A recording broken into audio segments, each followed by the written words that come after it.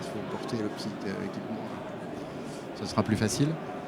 Bonjour à toutes et à tous, merci d'être là dès ce matin pour cette première conférence qui va être consacrée à la restitution d'une étude de bureau faite avec des solutions béton pour voir comment se comporte le bâtiment à la RE 2020. Donc Stéphane Herbin, vous l'avez à l'écran, moi je suis directeur de l'activité bâtiment chez Simbéton. Simbéton, c'est le pôle application des métiers du ciment et du béton pour la construction au sein de l'industrie cimentière. Ce que je vais vous présenter aujourd'hui, c'est voilà, un petit bâtiment de bureau tout à fait conventionnel qui existe, qui est réalisé dans la zone H1A pour la zone thermique au nord de Paris à peu près. Un petit bâtiment de bureau qui fait R+2 plus un niveau de sous-sol, qui est de forme assez compacte et qui présente une surface utile de l'ordre de 1240 m². Ce petit bâtiment, comme vous le voyez, correspond à des ouvrages assez courants. Il est sur un rectangle qui représente à peu près une emprise de 30 mètres par 15 mètres. Et vous voyez avec les coupes comment se déroule l'implantation des sous-sols qui viennent jusque sous l'avancée, qui se situe de chaque côté de cette partie vitrée assez grande, qui constitue le hall et le point d'appel un petit peu de ce petit bâtiment.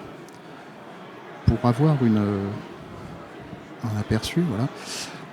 Pour avoir un aperçu de la forme du bâtiment de façon un peu plus détaillée, vous avez un grand niveau de sous-sol qui sert à des archives et des locaux techniques à vocation informatique. Et au niveau, pour chacun des niveaux qui sont desservis ensuite, un noyau central avec les circulations, avec les commodités, avec les sanitaires. Voilà, une petite formulation de bâtiment très très classique, très très simple. Et nous, ce qui nous intéressait, c'était de voir, ce qu'on va voir ensemble, ce que je vais essayer de vous présenter maintenant, comment se comporte ce bâtiment quand on l'implante dans 3 zones constructives classiques, habituellement étudiées, la zone H1A, la zone H2B et la zone H3. Le bâtiment en base, c'est celui que vous avez à l'écran. C'est une structure en béton. La surface de vitrage est un peu supérieure à 15% de la surface des façades, avec 213 m². Et à l'origine, ce bâtiment de référence est conforme à la RT 2012, plus 20%. Donc ça, c'est un bâtiment qui passe bien. La particularité de cet ouvrage, qu'on peut remarquer dans la composition des éléments clés du bâtiment que vous avez sur la partie droite de l'écran, c'est que le maître d'ouvrage ici voulait un rafraîchissement. Bien que nous soyons en zone H1A, il avait ce désir.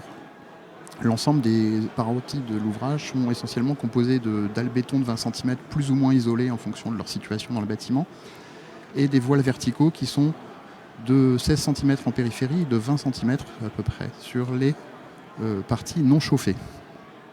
Vous avez donc ici la base à partir de laquelle on va travailler, et cette base on va la faire varier avec donc ce qu'on a appelé la façade rideau, c'est-à-dire l'élément central qui permet d'éclairer l'escalier et de faire un point d'appel, qu'on va retravailler avec des percements plus réduits, plus travaillés, plus diffus aussi sur l'ensemble de la structure. Et puis une variante de construction typiquement en bois pour voir comment se comporte ce bâtiment globalement sur nos 3 zones thermiques. Cette étude a été confiée au bureau d'études ETC, qui nous a bien sûr accompagné, détaillé tous ces travaux. Aujourd'hui, sur la zone H1A, alors ça pique un peu, vous aurez accès à la présentation, mais ce qui va être intéressant, c'est de regarder les grandes tendances. Ce qui est intéressant ici, c'est que quand on juxtapose nos 3 pistes de bâtiments, on a le bâtiment de référence qui est un peu à gauche, notre façade rideau avec cette structure béton, puis les 2 variantes, tout béton, et puis une variante tout bois sur la droite. Chaque tableau va être présenté de la même façon, on les juxtapose, on garde notre système de refroidissement qui ne touche pas le sous-sol, qui ne concerne que les bâtiments superstructure, les parties en superstructure. Et on s'aperçoit que finalement, ici, le lycée construction fonctionne bien sur l'ensemble des 3 configurations, avec un peu plus de performance pour la partie biosourcée. Mais on est avec des gains qui sont de l'ordre de 25 à 35% sur le seuil fixé. En revanche, on a beaucoup plus de points d'accroche et de délicatesse à passer les seuils en B-bio, en CEP, en CEP-NR. C'est finalement le comportement thermique du bâtiment qui va donc être l'enjeu sur ce type de structure, sur ce type de comportement de bâtiment. Donc on va essayer d'y travailler ensemble sur la zone H1A. Et cette constatation se traduit de façon synthétique sur ce petit graphique à droite, avec quelques conséquence forte, à structure identique intérieure, le bâtiment donc en façade rideau est plus facilement conforme à la RE 2020 en raison de son rapport de surface vitrée et de son apport lumineux globalement. Finalement, évidemment, on retrouve des grandes tendances que vous avez en bas à gauche. Plus le bâtiment est vitré, plus les degrés heures sont élevés. Et plus le bâtiment a une inertie légère, plus les degrés heures sont élevés. Rien de très surprenant, finalement, on s'y attendait assez bien. L'IC énergie ici est assez contraignant parce qu'il pèse assez en raison du système de chauffage par pack qui permet néanmoins d'attendre la conformité. Et l'IC construction, comme je vous le disais, est un peu plus faible pour une structure peu carbonée, mais on est très en deçà dans tous les cas de la performance au seuil. Comment on va améliorer nos bâtiments pour satisfaire ces seuils qui sont donc essentiellement des seuils énergétiques? Là, on va faire travailler sur un certain nombre de postes qui sont les isolations des parois périphériques, qui sont sur la performance de perméabilité à l'air, qui sont aussi sur l'indice UW et la performance globale des menuiseries. Et puis on va supprimer purement et simplement le refroidissement qui n'a pas de justification ici en zone H1 en termes de comportement et de confort du bâtiment. Il n'apporte pas grand-chose et au contraire il nous coûte beaucoup en matière de comportement énergétique. Et on notera que pour le bâtiment qui est au centre, la façade béton, intérieur béton, on va faire évoluer les ballons électriques qui étaient choisis au départ pour faire produire l'eau chaude. On va les basculer en ballons thermodynamiques. Et avec ces modifications-là, relativement simples, avec une étude un petit peu fine, on passe assez juste, mais on passe les BBio, les CEP et finalement le CEPNR qui est celui qui est le plus près du seuil à chaque fois. Mais les trois solutions sont conformes avec des écarts qui sont relativement faibles.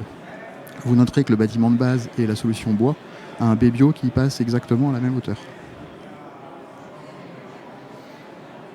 Ces modifications, donc, c'est en conséquence faire des efforts sur l'enveloppe permet de passer et d'améliorer le comportement global de l'énergie du bâtiment, logiquement, limiter les besoins en chauffage et en froid, éviter les installations de climatisation rafraîchissement sur des zones thermiques qui n'ont pas absolument besoin dès lors que l'inertie du bâtiment est bien gérée, et puis essayer de traiter convenablement les consommations d'énergie d'ECS qui sont finalement au prorata assez pesantes sur le bilan dans ce type d'usage en bureau. Quand on passe en zone H2B, vous avez le même scénario qui se reproduit.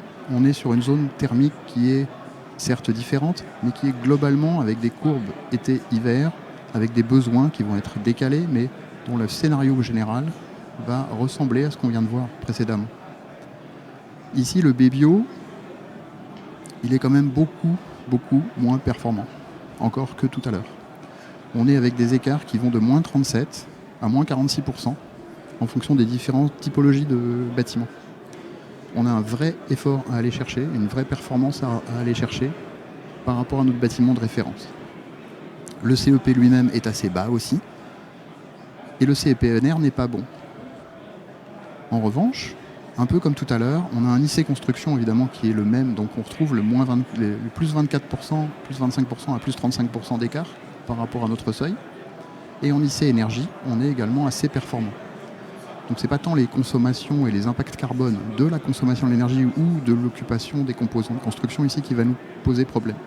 On peut donc tout à fait réaliser ce type de bâtiment avec des structures relativement classiques en béton et avec des solutions qui sont de la façade rideau ou de la façade pleine. Comment observer en fait les tendances? À l'image du graphique qu'on avait tout à l'heure, on s'aperçoit qu'on est au-delà des seuils pour les BBio Max, pour le CEP Max, pour le CEP NR Max, dans à peu près toutes les combinaisons de construction. Ce bâtiment nécessite donc de subir quelques améliorations techniques, des apports, des renforcements d'isolation, des modifications de perméabilité à l'air. Et en fait, les mêmes conséquences vont appeler les mêmes effets. Les besoins en froid ici sont un peu plus élevés quand même que dans le zone H1A. Et inversement, on va avoir une baisse des besoins et des consommations de chauffage puisqu'on est dans une zone un peu plus agréable en termes de température sur l'ensemble de l'année.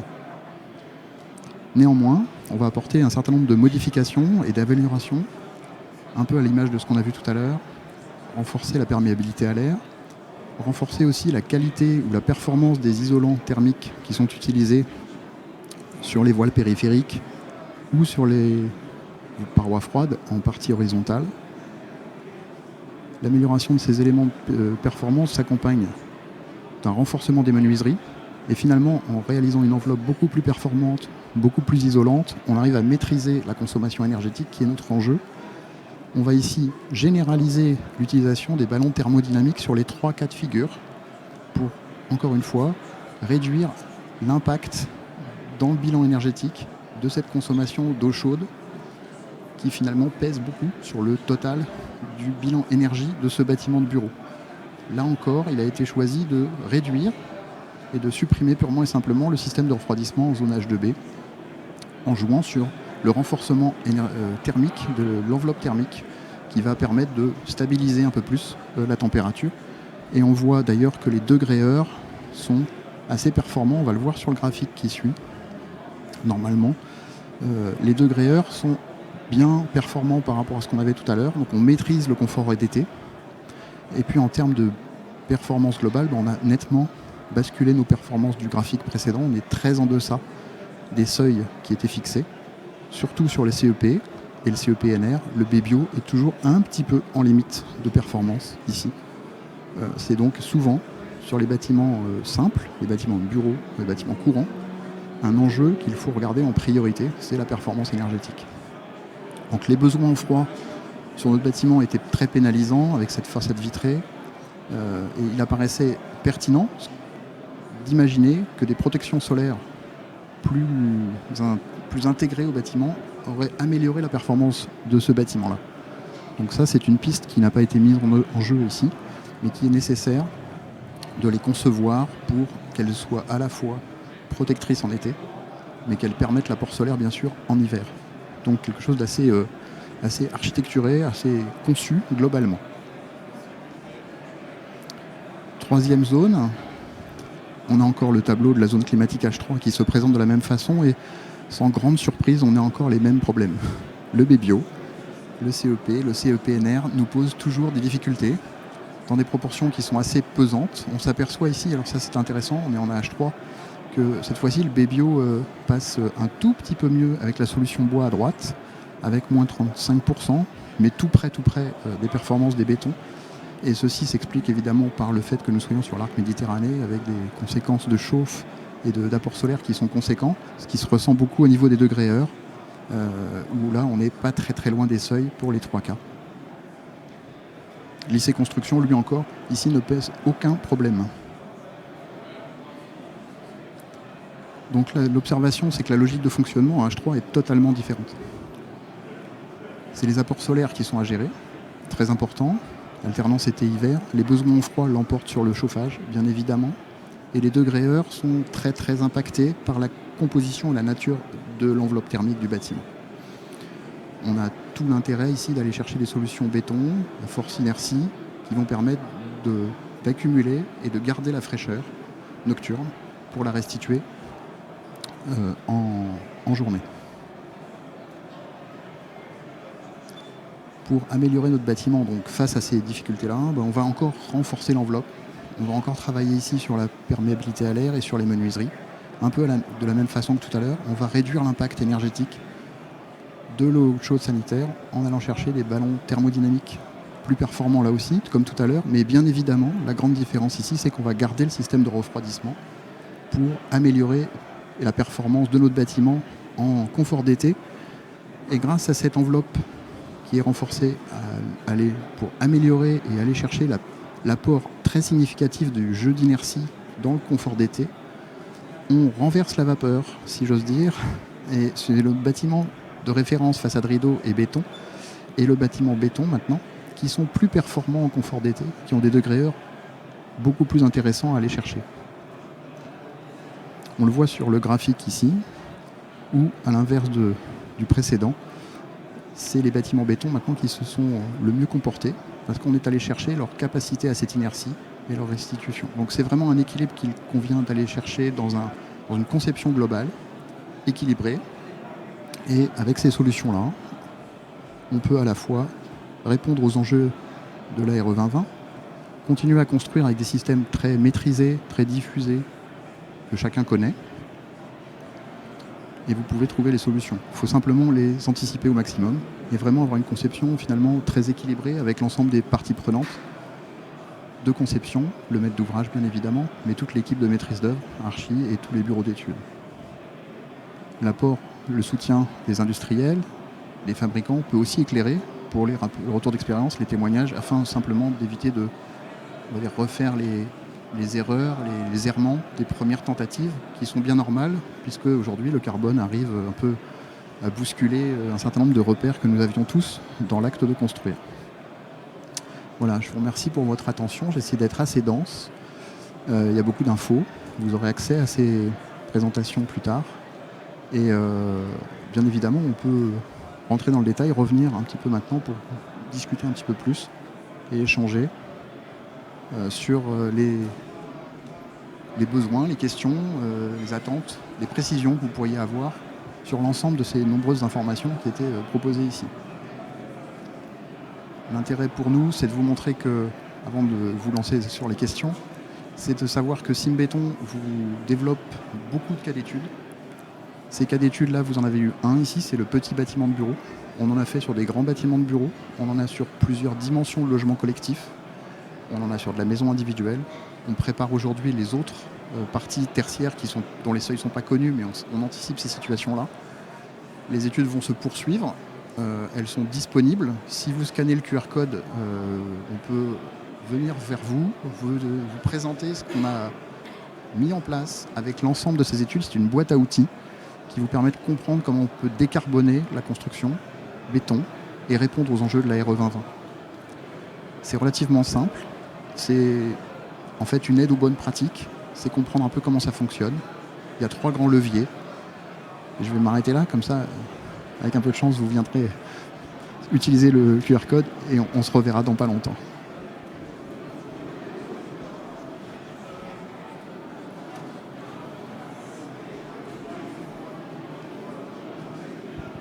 Bonjour, Monsieur Kierkegaard, architecte.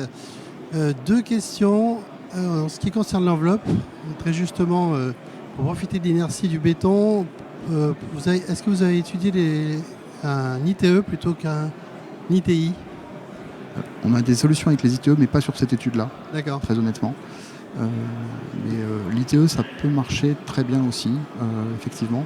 L'avantage, c'est d'avoir le béton profiter de l'inertie du béton pour conserver une ambiance thermique continue à l'intérieur du bâtiment. Oui. Et puis pour la solution d'eau chaude, oui, sanitaire, en bâtiment de bureau, est-ce que vous avez aussi testé les panneaux d'eau chaude sanitaire, donc solaire, qui donc produisent de l'eau chaude gratuitement, quoi. En général, au moins 50% des besoins. Alors là, dans cette étude-là, non. Comme je vous l'indiquais au départ, on part d'un cas d'étude réel. Donc on ne joue pas avec tous les facteurs. Ici, on jouait vraiment sur mais on n'a pas travaillé les panneaux solaires thermiques. Il y a eu d'autres études qu'on a pu mener ponctuellement sur les solaires thermiques qui, effectivement, peuvent avoir un apport très intéressant du point de vue production énergie et abaissement finalement du bilan énergétique du bâtiment. Il peut, à l'inverse, arriver de peser un peu sur l'IC construction. Donc il faut bien juger à quel endroit on les met et dans quelle proportion on les met. Ils sont évidemment un peu plus efficaces sur des zones H3, H2D, sur du H1A. Donc c'est vraiment un équilibre. On n'est pas du tout hostile à l'idée de les utiliser. C'est vraiment un jeu d'équilibre sur chaque projet, finalement au cas par cas quasiment, qu'il faut aller rechercher la ressource la mieux adaptée à votre cas de figure. Je vous remercie. Bonjour, Antoine Ressieux, architecte. Sauf erreur de ma part, j'ai vu que vous n'aviez pas d'occultation sur les ouvertures. Non, pas dans cette solution-là. Il n'y avait pas d'occultation sur ces bâtiments de bureau. Alors, comment vous faites la gestion de l'apport solaire La gestion de l'apport solaire, elle était uniquement faite sur l'alternance jour-nuit. Il n'y avait pas de souhait. Il y avait des petites ombrières qui étaient placées, des stores extérieurs qui étaient placés en partie haute de certaines dans les bureaux, mais pas dans la zone vitrée principale, façade rideau centrale.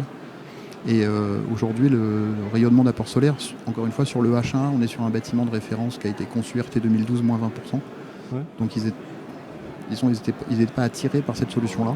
Ça fait partie des évolutions. On aurait pu, je vais anticiper peut-être une question qui va venir, mais on nous avait demandé aussi sur une autre présentation précédente si on avait travaillé la ventilation double flux, ce qui n'était pas le cas parce qu'on s'est vraiment essayé de s'adosser au bâtiment tel qu'il était conçu en jouant sur la performance des parois et des équipements sans remettre en cause en somme la conception. Mais vous avez raison, c'est une variable qui serait intéressant de travailler.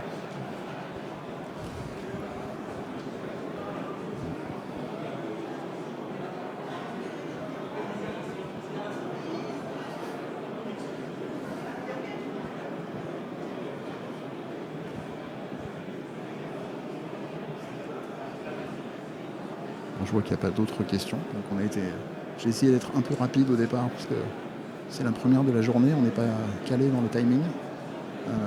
J'espère que cette présentation vous a intéressé.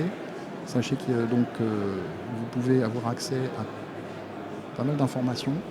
On est disponible pour venir illustrer, rencontrer, vous accompagner sur l'ensemble de vos projets et vous montrer que les solutions béton sont au rendez-vous. Elles sont disponibles, elles sont maîtrisées, elles sont en capacité de fournir la matière. Et on a l'ensemble des acteurs qui, en général, continuent de connaître les bonnes techniques de fabrication des bétons. Donc, oui, il y a une évolution de décarbonation qui s'est engagée et que nous poussons fortement et que nous accompagnons par un certain nombre de productions d'éléments qui, je l'espère, vous permettront de mener vos projets à terme. Voilà. Je vous remercie. S'il n'y a pas d'autres questions, je crois qu'on va pouvoir clôturer cette première séance. Et je vous souhaite une très belle journée à tous.